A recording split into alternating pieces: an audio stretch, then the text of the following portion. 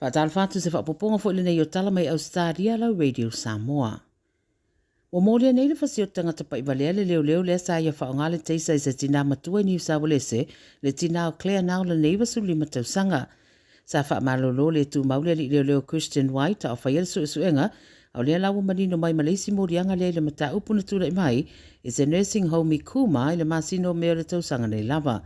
Fita waina i leo o le li leo tolsu sanga o le sinia masa ia whaongale teisa le tina matua na uatalsanga ina tu ilalo se nei fitau mawhaile steak sa ia wina. Whamaina pa usi tina sia maa fiailo na ulu ma mali wai le wharema i le tasi le vai aso muri ane. O lo wha malolo le tu maupere li leo lo mawala na tongi ma lo whataria nei sanatari le morianga whapopo o whaia ia te ia.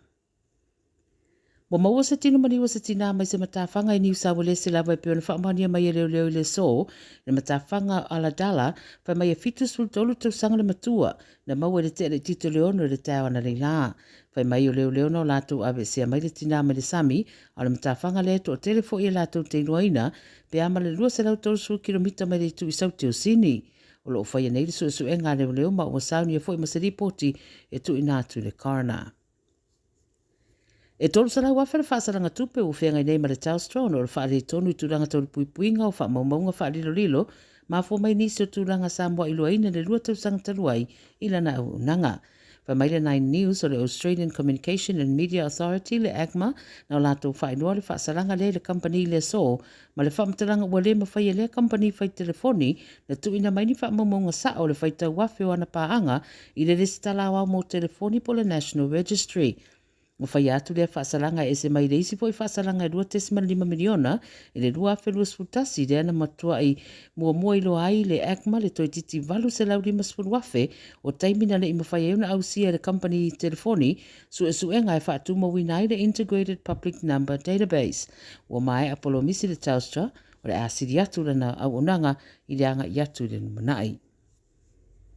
O le tui sau teise sa o Queensland le olo whea ngai malapta inga mo le timu aisa o timunga mamafa ma matangi maralosi le so au whaasolo atu i eise vaenga lulu wa o le tau. O le whaamtaranga ma le vaa ai tau whapea sa ono iai le abano mo se storm malosi le tui sau te le stete ma wa fauto ina e ono iai storm si le Darling Downs o Lockyer Valley ma Senegrim whapea foide o ngā tonu Queensland. O winga lolo wao le tau le telo vaenga le atunu ure vaso nei ua mafua mai le telo le mau winga lolo wao le tau le atmosphere e mai se runga tonu ramo le o ngā tonu o Ausetalia.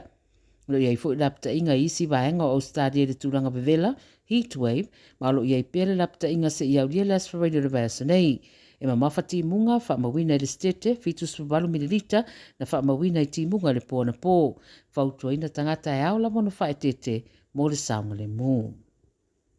Ma le tara muli, o whaamaunia mai rau fisasira le Rugby Australia Fuel War, le malienga mo Joseph Suari o le a whaawau pēe peona fuafuaina, e ui o whaamalolo le taitai whono sa iei mua Hamish McLennan, le sa ia amtaina le ngā yoinga.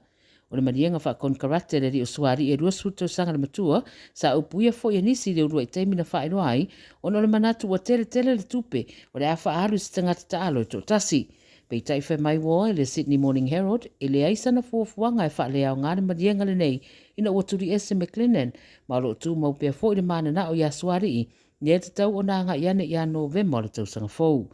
O lona winga e ono mawhai na taalo Suari i lana ulua i taalonga mo le Wallabies, i le masina o Nove mai ni nai vai aso talu ona maaea le taamirisanga i le Roosters i le NRL, au le isui mai i le Lakapi Uni. O le au whai le marienga le li taalo mo le Wallabies, e ono miliona Ausetalia. Tala ia Radio Samoa, mo le nei fo ia wauli.